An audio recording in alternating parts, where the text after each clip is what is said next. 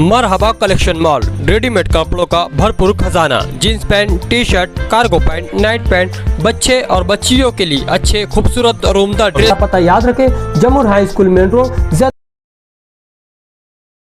Minority defence committee की जानिब से उर्दू घर में वक्फ हेल्प सेंटर का इफ्तिताह हुआ। कल से हज कमेटी कुदवाई रोड पर रोजाना 2 बजे से 5 बजे तक वक्फ हेल्प सेंटर का डेस्क टेबल लगेगा और वहाँ पर मसाजिद, मदरसे, कब्रस्तान, दरगाहें, इनके जो भी कानूनी और टेक्निकल मसले हैं उसको किस तरीके से हल किया जाए और क्या डॉक्यूमेंट लगना चाहिए, मस्जिदों मदरसों के पास क्या है, आगे क्या होना चाहिए, इसकी मालूमात दी जाएंगी, उनकी फ़ाइल बना के दी जाएंगी। बाकायदा एक फ़ाइल बनाई गई है, उसमें क्या क्या लगने वाला है वो उनको दिया जाएगा।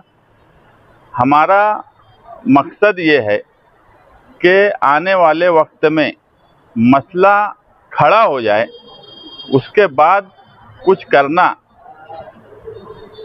उससे बेहतर ये है कि आज से ही हम इज्तिमाई तौर पर इसका हल निकालें और सारे मामलात क्लियर कर लें।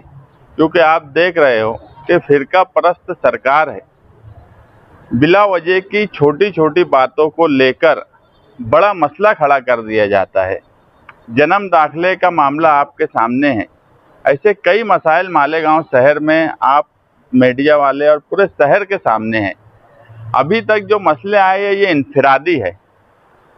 पहले से तैयारी इसलिए करने की ज़रूरत है कि अब जो मसला है वो इज्तिमाई होगा। मस्जिद न मेरा घर है, न वकील साहब का है, न कन्वीनर आसिफ शेख साहब का है, ये अल्लाह का घर है और उसकी हिफाजत और उसके ताल्लुक़ से पहले से हमें सब कुछ जानकारी हो, ये हमारा फ़र्ज़ है। इसीलिए हमने ये आज कोशिश की है। और जो नोटिस मसाजिद को इन्फॉर्मेशन के नाम पर दी जा रही है 9 पेज की, 12 पेज की, जिसमें तमाम ही जानकारी मांगी जा रही है, कई मसाजिद को दी गई है, कई लोगों को फ़ोन किया जा रहा है, कई लोगों को मुस्तकबिल में दी जाएंगी, उसकी भी मदद वहाँ पर वक्फ हेल्प सेंटर के टेबल पर की जाएंगी। हम वहाँ पर वकील भी बैठाने वाले हैं कि इन्फॉर्मेशन सही ढंग से दी जाए, ऐसी कोई इन्फॉर्मेशन हमारे पास से ना चली जाए जिसकी वजह से मुस्तकबिल में कोई मसला खड़ा हो। तो कानूनी तौर पर लाउड स्पीकर की अजान के सवाल पर उन्होंने मालूमात मांगी है, रजिस्ट्रेशन है कि नहीं है इसकी मालूमात मांगी है, इमाम से लेकर ट्रस्टीज़ की, यानी तमाम ही चीज़ों की मालूमात मांगी है। मालेगांव शहर में जो आवाज़ का मामला है, ये कमर्शियल और रेसिडेंशियल, ये अलग अलग हिसाब से आवाज़ का कायदा बना हुआ है। मालेगांव कई ऐसे हिस्से हैं जो कमर्शियल और रेसिडेंशियल जोन मिक्स है, तो वहाँ के ताल्लुक से हमें क्या इन्फॉर्मेशन देना है, सुप्रीम कोर्ट की जो गाइडलाइन है उस हिसाब से क्या इन्फॉर्मेशन देना है, सही इन्फॉर्मेशन पुलिस तक जाए। क्योंकि हम ये मानते हैं कि ये पुलिस तक इन्फॉर्मेशन जा रही है, मतलब सरकार तक जा रही है। आज हमारी मामूली गलती अगर सरकार तक गई तो वो उसको बड़ी गलती बनाने की कोशिश करते हैं। इसलिए पेपर वर्क क्लियर हो, यही मकसद के तहत आज का प्रोग्राम रखा गया। मालेगांव शहर के तमाम ही मसलक की जमातें, उनके जिम्मेदारान, सभी लोग हाजिर थे। जो लोग नहीं आ पाए उन मसाजिद, उन जमात के लोगों से माइनॉरिटी डिफेंस कमेटी की तरफ से, आसिफ शेख साहब की जानिब से, मेरी जानिब से हम बोलेंगे कि जो हेल्प डेस्क जो शुरू हो रहा है, आप इसमें भरपूर फ़ायदा उठाइए। जब भी हमारी ज़रूरत पड़ेगी हम माइनॉरिटी डिफेंस कमेटी मालेगांव शहरियान के साथ इस मसले पर हर वक्त खड़े हैं। मगर अब जिम्मेदारी जो है पहले ही मसाजिद के ट्रस्टीज़, उनके जिम्मेदारान की है कि वो आएँ और अपने पेपर वर्क अगर क्लियर भी है तो आप एक बार चेक करा लीजिए, देख लीजिए, और अगर उसमें कोई मसला है तो हमारे लोग बताएंगे। हमारे वकील साहब आपके सामने बात किए, ये भी हर 15 दिन में वहाँ हज कमेटी कुदवाई रोड पर आएंगे इंशाअल्लाह और लोगों की मदद करेंगे। हमारा एक ही मकसद है, इसमें कोई सियासी कामकाज करने का है, सियासी कोई मतलब नहीं है। ये कौम मिल्लत का सवाल है। इत्तेहाद के साथ शहरियान के तमाम ही शहर की जमातें, तमाम ही मसलक के लोग इत्तेहाद के साथ कामकाज करें, यही हमारी कोशिश है। फिलहाल तो बहुत ज़्यादा सुलगता मसला है अजान को लेकर और अजान को लेकर, इसके बारे में क्या फौरी? देखो, मसला सुलगता नहीं है, मसला बनाया जा रहा है।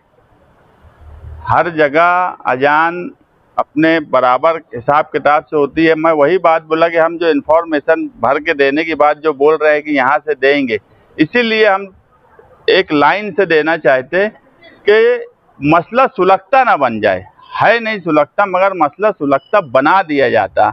एक मामूली सी मिस्टेक जन्म दाखिले में होने के बाद नजमा बानो 6 महीने से जेल में है, तो आप समझ लो कि मसले को किस तरीके से सुलगता बनाया जाता है। इसीलिए मसाजिद के लाउड स्पीकर और अजान के सवाल पे हम मुकम्मल रहनुमाई करेंगे।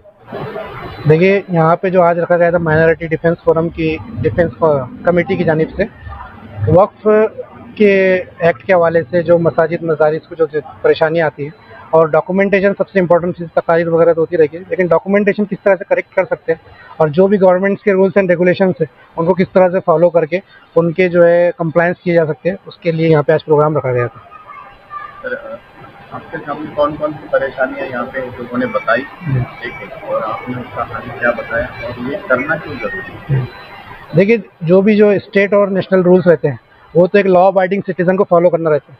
उसी तौर पे जो गवर्नमेंट ने एक एक्ट बनाया है, पहले भी बनाया था, अभी बनाया है, उसमें जो है जो कुछ भी प्रोसीजर्स थे कि किस तरह से मस्जिद का रजिस्ट्रेशन होना चाहिए, किस तरह से उसके ऑडिट होने चाहिए, किस तरह से उसके अंदर स्कीम फाइल होना चाहिए, पहले मस्जिद अगर कहीं थी तो उसको जो है वापस से रिन्यू किस तरह से कराना चाहिए, तो उस हवाले से बहुत से लोगों के सवालात थे और बहुत से लोगों के जो है कुछ वो इश्यूज़ थे, तो उनके ऊपर उन्होंने यहाँ पे सवालात किया कि हमको ये प्रॉब्लम्स आती है कि हम रजिस्ट्रेशन करने जाते हैं तो फला डॉक्यूमेंट किस तरह से बनाया जाए, प्रॉपर्टी के ऊपर जो नाम किस तरह से कम किया जाए, कंस्ट्रक्शन परमिशन के लिए जो क्या चीज़ें हमको ज़रूरी है और वो क्या ड्यू प्रोसेस है, क्या लॉज है जिनको हम जो है फॉलो करते हुए ये तमाम कंप्लायंस को पूरा करेंगे, ताकि जो है एक कंप्लीट हमारे डॉक्यूमेंटेशन हो।